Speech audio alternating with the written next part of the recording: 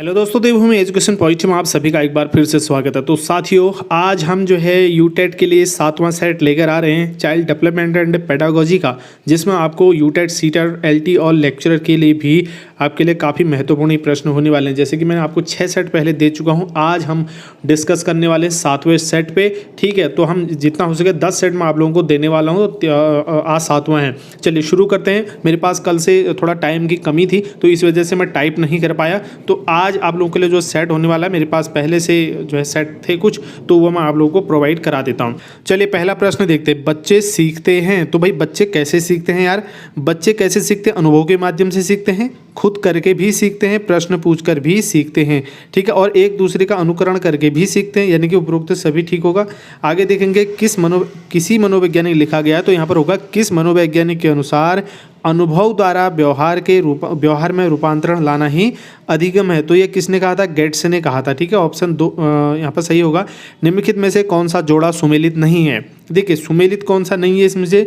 सिर पदाभिमुख दिशा, सिर से पैर की ओर, सिर पदाभिमुख। ठीक है, मतलब सिर से पैर की ओर, तो ये बिल्कुल ठीक है।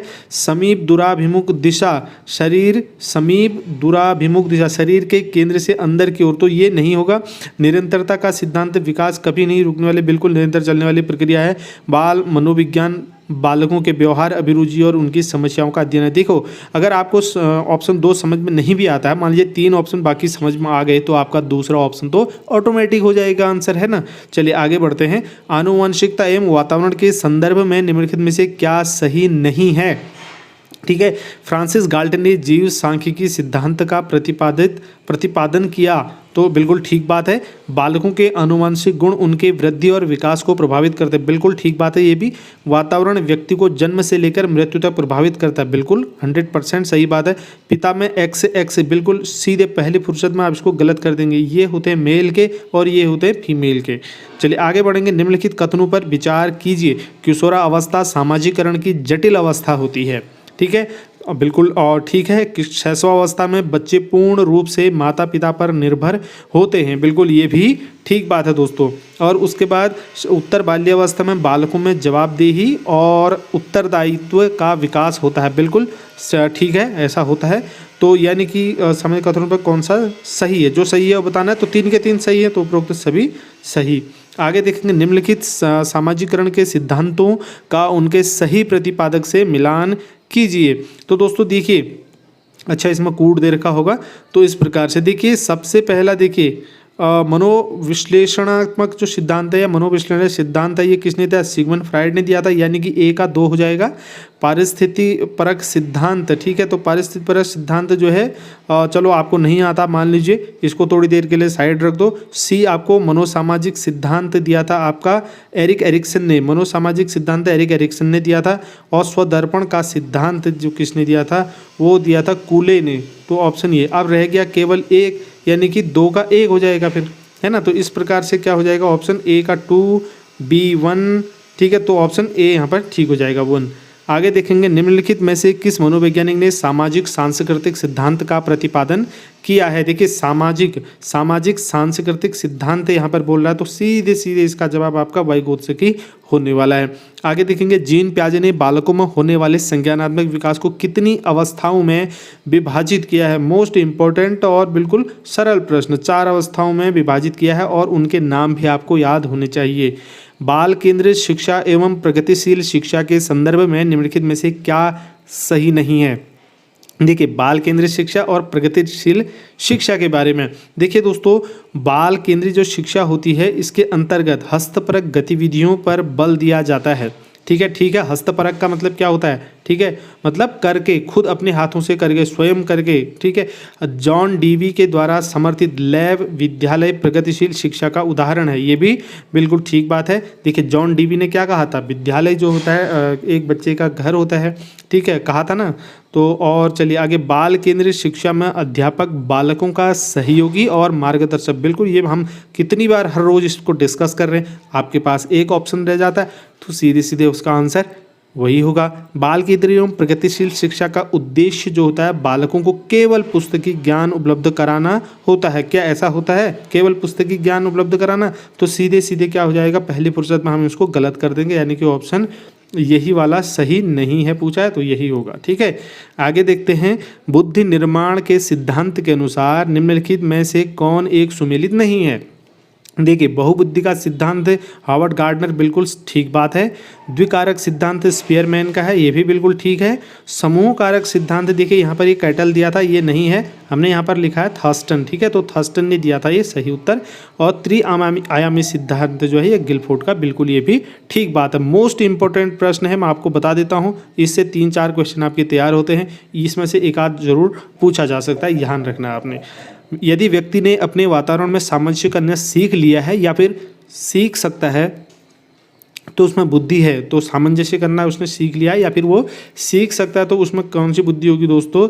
उसमें बुद्धि के संदर्भ में यह कथन किस, अच्छा, बुद्धि के संदर्भ में यह कथन किस वैज्ञानिक ने दिया है पूछ रहा है, तो ये कॉल्विन ने दिया था। ठीक है, ऑप्शन 2 ठीक होगा।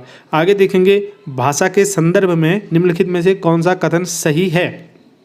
ठीक है, तो देखिए यहाँ पर भाषा भावों, विचारों और अभिव्यक्ति को प्रस्तुत करने का एक सशक्त माध्यम है, बिल्कुल 100% सही बात।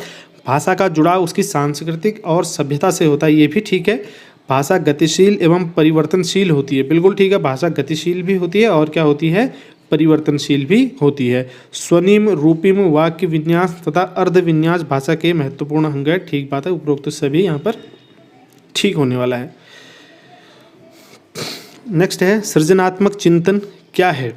ठीक है, तो सृजनात्मक चिंतन दोस्तों, जैसे कि आपको पता होगा, ये चिंतन की जो है एक नई तकनीक या न्यू टेक्नोलॉजी है, बिल्कुल ठीक है। ये चिंतन किसी व्यक्ति के मन मस्तिष्क में अचानक ही सृजित होते हैं। ये चिंतन खोज, आविष्कार, मौलिकता को जन्म देता है, उपरोक्त सभी बिल्कुल ठीक है। सृजनात्मकता हम बहुत बार डिस्कस कर चुके हैं, इससे प्रश्न। लैंगिक भेदभाव को दूर करने में निम्नलिखित में से किसकी भूमिका होती है? देखिए, लैंगिक भेदभाव जो है ना, लैंगिक भेदभाव के बारे में हमने परसों आपसे डिस्कस किया था दूसरे छठे सेट में। तो इसमें जो परिवार की भूमिका निर्भर होती है, सरकार की होती है, शिक्षक की भूमिका भी जो है इसमें मुख्य होती है, यानी कि इन सभी की होगी। ठीक है, अपने हमारा परिवार, हम अपने बच्चों का जो लैंगिक भेदभाव उनमें आ रहा है, तो हमारी भी तो जिम्मेदारी है, हम अपने स्तर पर काम कर सकते हैं। गवर्नमेंट भी इस पर विभिन्न अभियान चला सकती है या कार्य कर सकते हैं, और शिक्षक भी कर सकते हैं। बालकों में व्यक्तिगत विभिन्नता इंडिविजुअल डिफरेंस किस आधार पर पाई जाती है? देखिए दोस्तों, भाषा के आधार पर भी उनमें विभिन्नता हो सकती है, बुद्धि के आधार पर भी हो सकती है और संवेगों के आधार पर भी हो सकती है, यानी कि उपरोक्त सभी के आधार पर। नेक्स्ट क्वेश्चन है, जो विद्यार्थी पढ़ाई के दौरान असफल होते हैं तो उनकी असफलता के कारणों का पता किस मूल्यांकन के माध्यम से लगाया जाता है? देखिए, अगर असफल हो रहे हैं तो किस मूल्यांकन के माध्यम से उनका पता लगाया जाएगा दोस्तों? निदानात्मक मूल्यांकन के माध्यम से लगाया जाएगा। ठीक है, आगे देखते हैं, सतत और व्यापक मूल्यांकन के संदर्भ में क्या सही नहीं है? यह मूल्यांकन बाल केंद्रित होने के अतिरिक्त विद्यालय केंद्रित भी है, बिल्कुल ठीक बात है ये। ठीक है, इस मूल्यांकन के अंतर्गत नंबरों के स्थान पर ग्रेड का प्रयोग होता है, ये भी ठीक है। इस मूल्यांकन का मुख्य बल विद्यार्थियों की निरंतर समृद्धि और उनका बौद्धिक, सामाजिक एवं सांस्कृतिक विकास सुनिश्चित करना है। मोस्ट इंपॉर्टेंट सबसे ज़्यादा यही इसका रीजन है। और ये मूल्यांकन बालकों में बोधात्मक, मनोप्रेरक और भावात्मक कौशलों के विकास में योगदान नहीं देता है, तो बिल्कुल ठीक गलत बात हो जाएगी ना। तो ऑप्शन डी सही, इसका सही होगा इस प्रश्न के लिए। किस प्रकार के प्रश्नों के माध्यम से किसी विषय के अधिकतम भागों को पूरा किया जा सकता है? देखिए, किस प्रकार के प्रश्न, हमने परसों भी बात की थी, तो अधिकतम भागों को पूरा करेंगे लघु उत्तरीय प्रश्नों में ना। अगर हम उसको निबंधात्मक प्रश्न दे देंगे तो क्या कर पाएगा ना, 1-2 ही प्रश्न हो पाएंगे, तो अधिकतम भागों को हम यहाँ से कवर कर सकते हैं। किस अनुच्छेद के अंतर्गत अनुसूचित जाति और अनुसूचित जनजाति के बच्चों के लिए शिक्षा मुहैया कराने के लिए राज्यों की प्रतिबद्धता की बात कही गई है? तो दोस्तों अनुच्छेद 15A के अंदर। ठीक है, चलिए आगे बात करेंगे, डिस्ग्राफिया क्या है? इसको मैं कितनी बार बता चुका हूं ना आपको। डिस्ग्राफिया मैंने ग्राफ से संबंधित बताया था, इसको आप लोग क्या करेंगे, कमेंट करेंगे भाई, कमेंट करके आप बताएंगे डिस्ग्राफिया किसे कहते हैं। ठीक है, डिस्ग्राफिया कौन सा संबंधित विकार है? आप डिस्ग्राफिया लिखेंगे, खाली डिस भी लिख देंगे या डिस्ग्राफिया लिख देंगे या DG लिख दो, उसके बाद डैश करके ऑप्शन लिख देंगे। ठीक है, प्रतिभाशाली विद्यार्थियों का गुण होता है सामान्य बुद्धि का अधिक प्रयोग करते हैं और विषय वस्तु को समझने में विश्वास रखते हैं, मौलिक चिंतन करने की प्रवृत्ति होती है। बिल्कुल ठीक बात है यार, सारे के सारे होते हैं ना प्रतिभाशाली बच्चों के गुण, तो ऑप्शन डी सही हो जाएगा। नेक्स्ट है, विद्यार्थियों की असफलता का कौन सा कारण उत्तरदायी होता है। देखिए विद्यालय का परिवेश, बिल्कुल ठीक बात है। विद्यालय का प्रवेश अगर परिवेश अगर सही नहीं है, ठीक है, तो ये भी उसके लिए उत्तरदायी हो सकता है। परिवार का माहौल, ठीक है, ये भी। और अभ्यास का अभाव, अगर अभ्यास कम होगा तो इससे भी क्या होगा, वो असफलता से प्रभावित होगी। अभिरुचि एवं जिज्ञासा, ये तो बिल्कुल 100% सही है, यानी कि उपरोक्त सभी इसका ठीक जवाब होने वाला है। निम्नलिखित में से किस मनोवैज्ञानिक ने शिक्षा के क्षेत्र में प्रोजेक्ट या परियोजना विधि का प्रतिपादन किया? मोस्ट इंपॉर्टेंट है, एलटी वगैरह के लिए भी आपके लिए प्रश्न मोस्ट इंपॉर्टेंट है साथियों। तो प्रोजेक्ट योजना किसने की थी भाई? प्रोजेक्ट योजना किसने की थी? किलपैट्रिक ने की थी। बहुत मोस्ट इंपॉर्टेंट है, ठीक है। निम्नलिखित में से कौन सी विधि समस्या समाधान की वैज्ञानिक विधि है? ठीक है, देखिए समस्या को पहचानना, उसका जानकारी का संग्रहण करना और निष्कर्षों का निर्णय देना या निकालना, ठीक है। उपरोक्त सभी यहाँ पर सही होने वाला है। आगे देखेंगे, किस सिद्धांत के अंतर्गत ये बात कही गई है कि सीखने के लिए कार्य को बार बार दोहराना आवश्यक होता है? तो दोस्तों प्रयास और त्रुटि के सिद्धांत के अंदर इस बात को कहा गया है। ऑप्शन ए ठीक होगा, ठीक। निम्नलिखित में किस मनोवैज्ञानिक ने इस बात पर बल दिया है कि बच्चे प्रेरणात्मक अधिगम के माध्यम से एक दूसरे का अनुकरण करके सीखते हैं? तो ये किस मनोवैज्ञानिक ने कहा था? ये बेंडूरा ने कहा था, ठीक है। ऑप्शन 2 यहाँ पर ठीक होगा। निम्नलिखित में से किस मनोवैज्ञानिक ने संवेग के 14 प्रकार बताए हैं? तो साथियों किसने बताए? मैकडूगल ने बताए हैं कि संवेग के कितने प्रकार होते हैं? 14 प्रकार होते हैं। आगे देखेंगे, अभिप्रेरणा के संदर्भ में निम्न मनोवैज्ञानिक का कथन है कि किस मनोवैज्ञानिक का कथन है कि जिस लक्ष्य के प्रति पहले कोई आकर्षण नहीं था, उस लक्ष्य के प्रति कार्य की उत्तेजना ही अभिप्रेरणा है? तो ये कहा था दोस्तों बर्नार्ड ने, ठीक है। ऑप्शन ए यहाँ पर ठीक होगा, बर्नार्ड ने। आपको ये परिभाषाएं पढ़नी होंगी या फिर आपने बीएड के दौरान पढ़ी होंगी, ठीक है। काफ़ी कुछ परियोजना मतलब जो परिभाषाएं होती है वो याद नहीं हो पाती या फिर उनके राइटर जो है याद नहीं हो पाते हैं, लेकिन जो मुख्य मेन हैं वो तो याद हो ही जाते हैं कि हाँ इसने दिया, अगर आपने परिभाषाएं पढ़ी हैं उससे रिलेटेड तो। और इस प्रकार से अगर प्रश्न लगाते हैं तो उससे भी थोड़ा आसानी से चीज़ें ध्यान में रहती हैं। निम्नलिखित में से कौन सी सीखने की विशेषताएं हैं? देखिए सीखने की विशेषताएं में देखेंगे आप दोस्तों, सीखना सार्वभौमिक है, बिल्कुल ठीक है, सार्वभौमिक है, यूनिवर्सल है। सीखना व्यवहार में परिवर्तन है, बिल्कुल ये तो परिभाषा ही है इसकी। सीखना विकास की प्रक्रिया है, बिल्कुल ठीक है, उसकी एक प्रक्रिया। सीखना उद्देश्यपूर्ण है, ठीक है, ये भी ठीक है, यानी कि उपरोक्त सभी इसके ठीक जवाब होंगे। लास्ट प्रश्न है, राष्ट्रीय पाठ्यचर्या की रूपरेखा 2005 किस सूच के आधार पर पाठ्यचर्या के बोझ को कम करने पर बल देती है?